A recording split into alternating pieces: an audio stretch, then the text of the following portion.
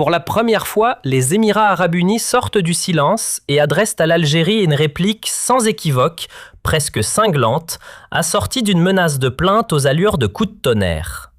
Le projet aboutira-t-il? Nul ne peut le dire. Ce que l'on peut affirmer en revanche, c'est que cette affaire vient s'ajouter à un échiquier régional déjà saturé d'ambiguïté diplomatique, de calculs politiques et de subtilités juridiques. Les lignes d'alliance y valsent au gré des intérêts mouvants, tandis que la rhétorique des discours monte en décibels à mesure que l'horizon d'un apaisement rapide s'éloigne dans la brume. L'annonce de la suspension de l'accord aérien, aussi technique que symbolique, et les réactions officielles émiraties, qui tentent de rassurer sur l'absence d'impact immédiat, constituent un prélude. Mais dès lors qu'entre en jeu l'hypothèse d'un recours aux tribunaux internationaux, le débat s'élargit brutalement. Qu'en est-il du respect des engagements bilatéraux? Où commencent les frontières de la souveraineté? Jusqu'où les différends peuvent-ils se judiciariser sans perdre leur âme diplomatique? Et surtout, faut-il croire que la montée des tensions verbales stabilise les relations, ou bien qu'elle les embourbe davantage dans une impasse à plusieurs dimensions?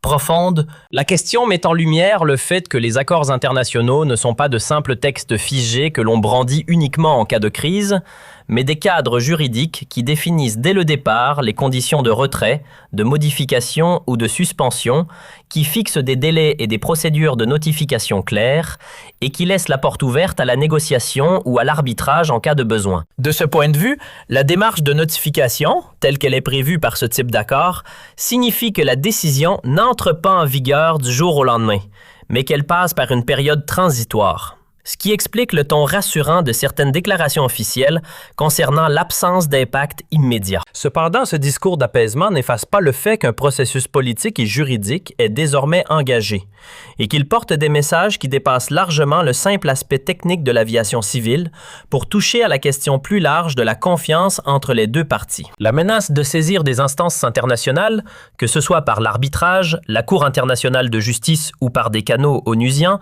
soulève à son tour des interrogations sur l'efficacité réelle de cette option et sur les conditions qui pourraient en faire une voie crédible plutôt qu'un simple instrument de pression politique.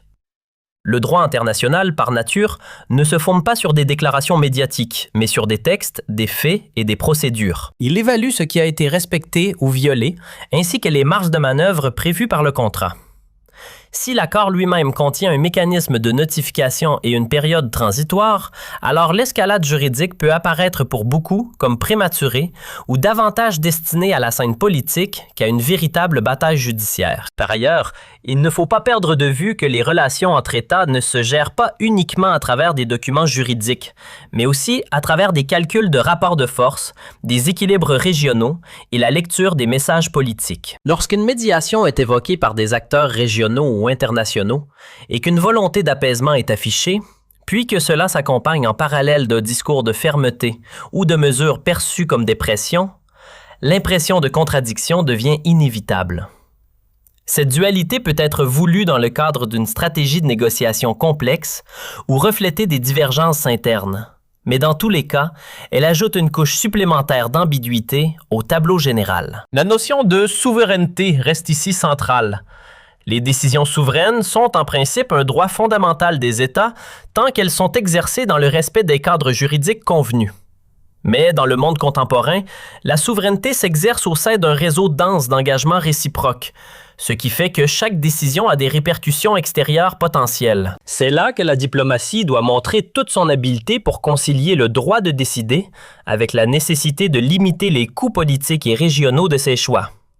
Une escalade mal calculée peut produire des gains symboliques à court terme, mais elle risque aussi d'ouvrir d'autres dossiers qui ne seraient dans l'intérêt d'aucune des parties. À l'échelle régionale, l'entrée en jeu de l'Arabie saoudite en tant qu'acteur majeur et partenaire ayant renforcé sa coordination avec l'Algérie ces derniers temps donne à ce dossier une dimension plus large qu'une simple dispute bilatérale. La région, déjà secouée par multiples crises, du Yémen au Soudan en passant par la Libye et d'autres foyers de tension, n'a guère besoin de nouveaux points de friction entre acteurs de poids. Les signaux laissant entendre que d'autres pays partagent certaines lectures critiques d'un rôle donné ou que des positions pourraient se recouper sur certains dossiers rendent le contexte encore plus sensible et plus complexe.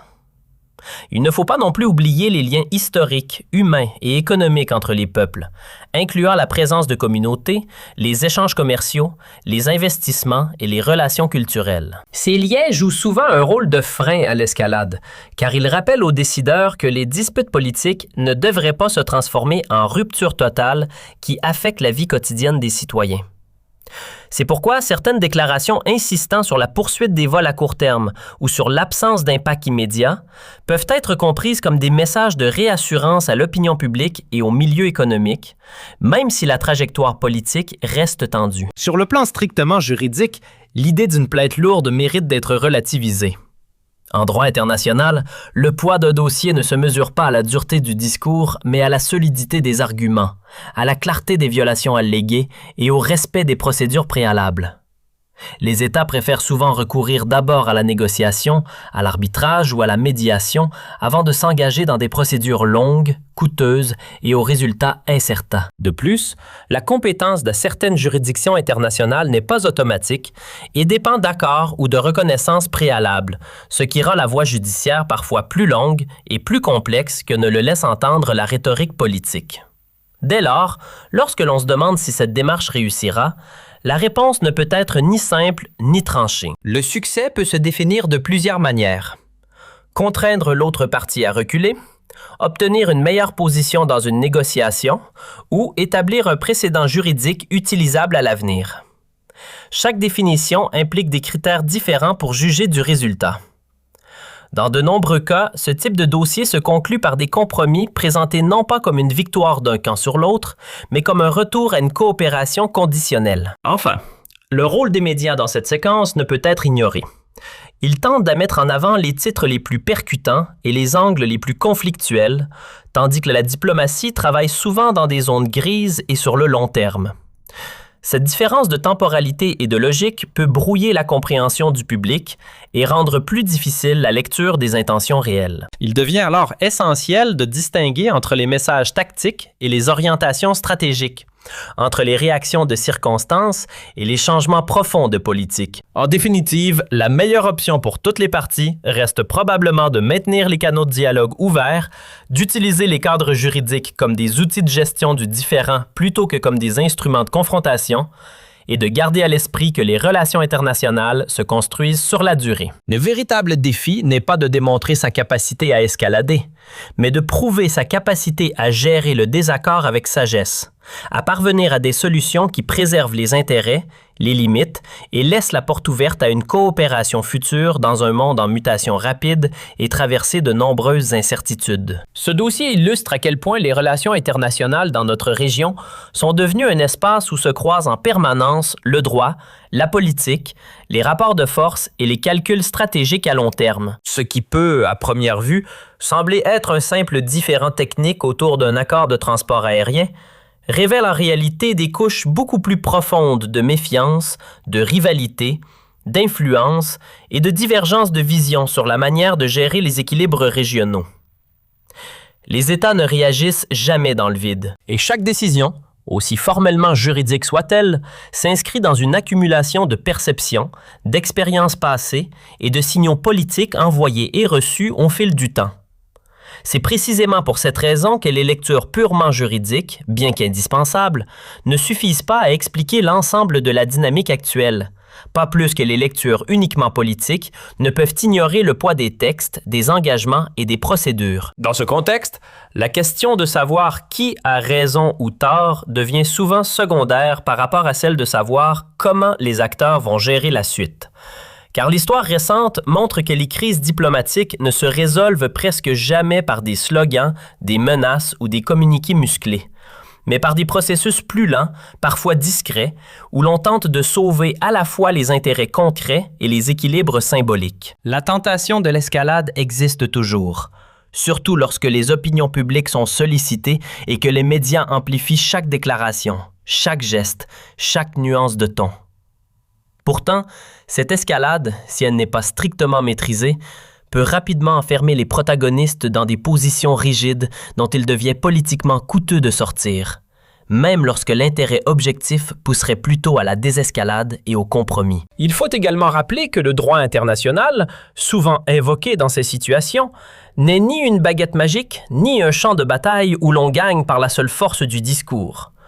C'est un cadre avec ses lenteurs, ses contraintes, ses zones grises et surtout ses exigences de cohérence et de preuve.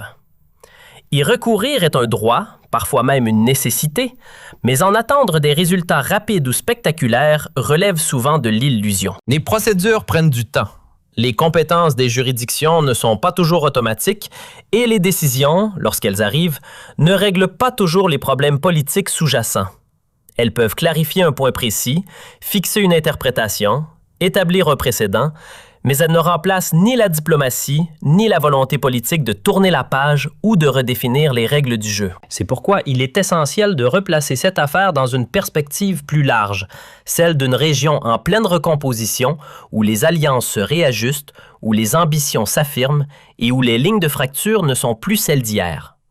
Dans un tel environnement, chaque geste est scruté, chaque décision est interprétée comme un signal et chaque silence lui-même peut être perçu comme un message. Cela rend la gestion des différends encore plus délicate, car il ne s'agit plus seulement de résoudre un problème précis, mais aussi d'éviter que ce problème ne devienne le symbole d'une rupture plus profonde ou le point de départ d'une série de confrontations en chaîne.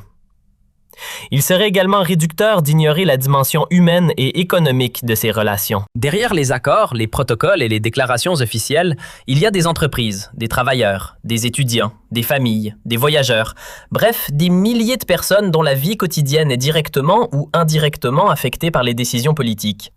Cette réalité impose une responsabilité particulière aux décideurs, car les choix faits au sommet de l'État ne restent jamais confinés au cercle diplomatique. Ils se traduisent tôt ou tard par des effets concrets sur le terrain, qu'il s'agisse de mobilité, d'investissement, d'échange ou de climat général de confiance ou de méfiance. Dans ce sens, la prudence et la mesure ne sont pas des signes de faiblesse, mais souvent des marques de maturité politique. Savoir défendre ses intérêts tout en évitant de fermer définitivement les portes du dialogue est un exercice d'équilibre difficile, mais indispensable dans un monde interconnecté où les crises se propagent vite et où les solutions durables passent rarement par la logique du tout ou rien. Les expériences passées dans la région comme ailleurs montrent que les conflits figés profitent rarement au peuple et que les victoires purement symboliques peuvent coûter très cher à long terme si elles s'accompagnent d'une détérioration durable des relations et d'une perte de confiance mutuelle. Il est également important de souligner que les États ne sont pas des blocs monolithiques. Les décisions résultent souvent de débats internes, d'arbitrage entre diverses sensibilités politiques et stratégiques. Ce qui apparaît de l'extérieur comme une ligne dure ou au contraire comme une main tendue peut en réalité être le produit d'équilibres internes complexes.